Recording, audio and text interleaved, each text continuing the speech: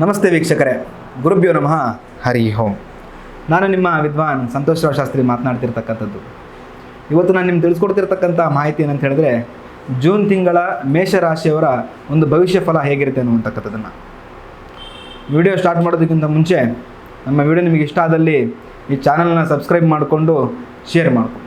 ಮೇಷರಾಶಿಯವರಿಗೆ ಕುಜನು ಲಗ್ನದಲ್ಲೇ ಇರೋದರಿಂದ, ಸ್ವಸ್ಥಾನಾಧಿಪತಿ ಆಗಿರೋದ್ರಿಂದ ಲಗ್ನ ಕುಜ ಅಷ್ಟು ನಿಮಗೆ ಶುಭದಾಯಕನಲ್ಲ.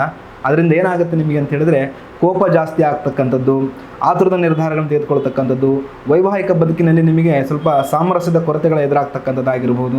ಮತ್ತು ಏನೇ ಒಂದು ಕೆಲಸಗಳನ್ನು ಮಾಡಲಿಕ್ಕೆ ಹೋದರೂ ಕೂಡ ಹಿಂದೇಟನ್ನು ಹಾಕ್ತಕ್ಕಂಥ ಒಂದು ಮನಸ್ಥಿತಿ ನಿಮಗೆ ಆಟೋಮೆಟಿಕ್ಕಾಗಿ ಉದ್ಭವ ಆಗ್ತಕ್ಕಂಥದ್ದು. ಹಾಗೆ ನಿಮ್ಮ ಒಂದು ರಾಶಿಗೆ, ಮೇಷರಾಶಿಯವರಿಗೆ ಗುರು ಚತುರ್ಥ ಭಾವದಲ್ಲಿ ಸಂಚಾರ ಮಾಡ್ತಾ ಇದ್ದಾನೆ. ಚತುರ್ಥ ಭಾವ ಅಂತ ಹೇಳಿದ್ರೆ ಕಟಕ ರಾಶಿ ಆಗ್ತಕ್ಕಂಥದ್ದು.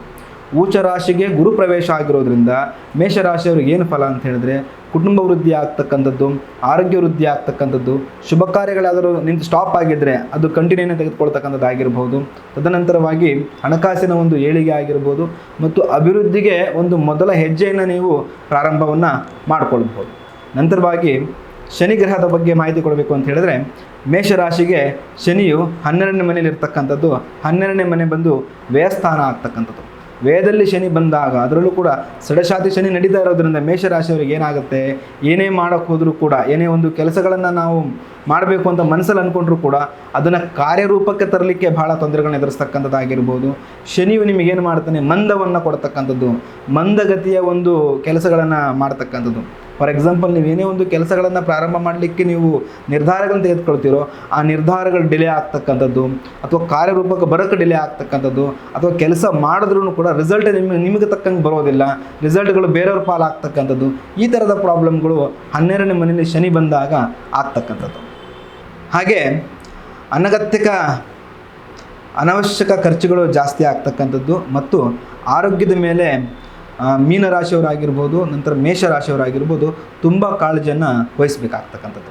ನಂತರವಾಗಿ ರಾಹು ಗ್ರಹವು ನಿಮಗೆ ಮೇಷರಾಶಿಯವರಿಗೆ 11ನೇ ಮನೆಯಲ್ಲಿ ಬರ್ತಕ್ಕಂಥದ್ದು. 11ನೇ ಮನೆ ಲಾಭಸ್ಥಾನ ಆಗ್ತಕ್ಕಂಥದ್ದು. ನಂತರವಾಗಿ ವೀಕ್ಷಕರೇ, ರಾಹು ಬಂದು ಮೇಷರಾಶಿಗೆ 11ನೇ ಮನೆ ಲಾಭಸ್ಥಾನದಲ್ಲಿ ಇರೋದರಿಂದ ನಿಮಗೆ ಆರ್ಥಿಕ ಲಾಭಗಳಾಗ್ತಕ್ಕಂಥದ್ದು, ನಿಮಗೆ ಯಾವುದಾದ್ರೂ ಒಂದು ಕೆಲಸಗಳು ಈಡೇರಬೇಕು ಅಂತಂದರೆ ಅದು ಪರಿಪೂರ್ಣವಾಗ್ತಕ್ಕಂಥದ್ದಾಗಿರ್ಬೋದು, ಆದಾಯದಲ್ಲಿ ಏರಿಕೆಗಳನ್ನು ಕಾಣ್ತಕ್ಕಂಥದ್ದಾಗಿರ್ಬೋದು ಮತ್ತು ಆರೋಗ್ಯ ವಿಚಾರದಲ್ಲಿ ಇಂಪ್ರೂವ್ಮೆಂಟನ್ನು ನೀವು ಕಾಣ್ತಾ ಹೋಗ್ತೀರಿ. ಕೊನೆಯದಾಗಿ ಕೇತು ಗ್ರಹ, ಮೇಷರಾಶಿಗೆ ಕೇತು ಪಂಚಮದಲ್ಲಿ ಸಂಚಾರವನ್ನು ಮಾಡ್ತಾ ಇರ್ತಕ್ಕಂಥದ್ದು.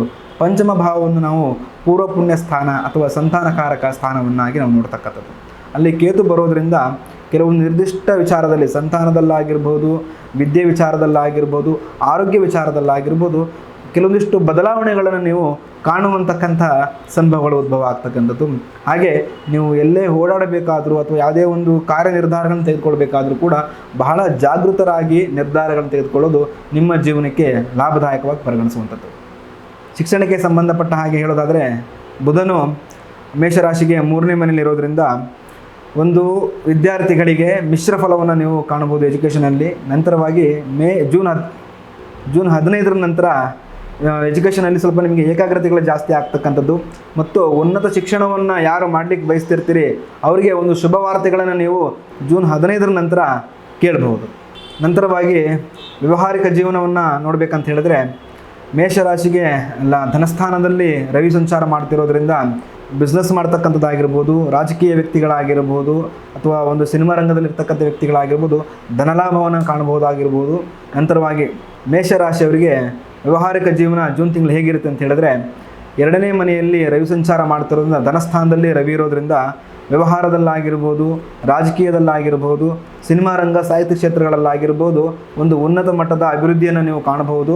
ನಂತರವಾಗಿ ಧನಲಾಭವನ್ನು ಕಾಣತಕ್ಕಂಥದ್ದು ಈ ಒಂದು ಜೂನ್ ತಿಂಗಳಲ್ಲಿ ನಿಮಗೆ ಲಭಿಸ್ತಕ್ಕಂಥದ್ದು. ನಂತರವಾಗಿ ಈ ಮೇಷರಾಶಿಯವರಿಗೆ ಪ್ರೀತಿ ಪ್ರೇಮ ವಿಚಾರದಲ್ಲಾಗಿರ್ಬೋದು ಮತ್ತು ಕುಟುಂಬದಲ್ಲಾಗಿರುವಂತಕ್ಕಂಥ ಬದಲಾವಣೆಗಳ ಬಗ್ಗೆ ನಾನು ತಿಳಿಸ್ಕೊಡ್ತಾ ಇದ್ದೇನೆ.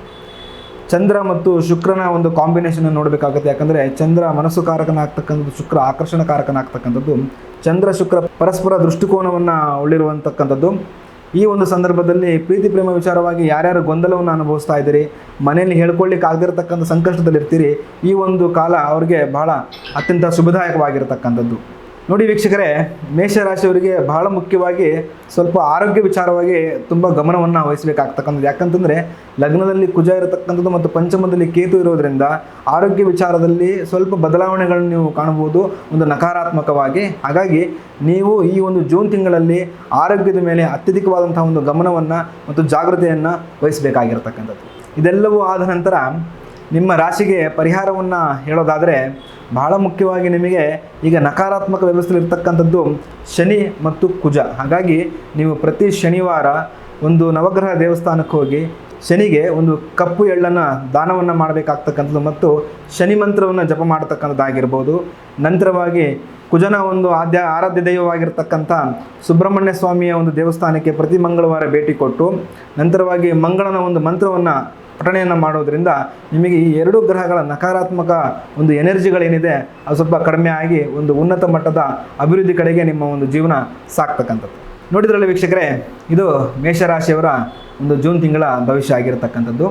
ಹಾಗೆ ನಿಮಗೆ ಈ ಸಂಪೂರ್ಣ ಮಾಹಿತಿ ಇಷ್ಟ ಆದಲ್ಲಿ ನಮ್ಮ ಒಂದು ಚಾನಲ್ನ ಸಬ್ಸ್ಕ್ರೈಬ್ ಆಗಿ ಮತ್ತು ಫಾಲೋ ಮಾಡಿಕೊಳ್ಳಿ.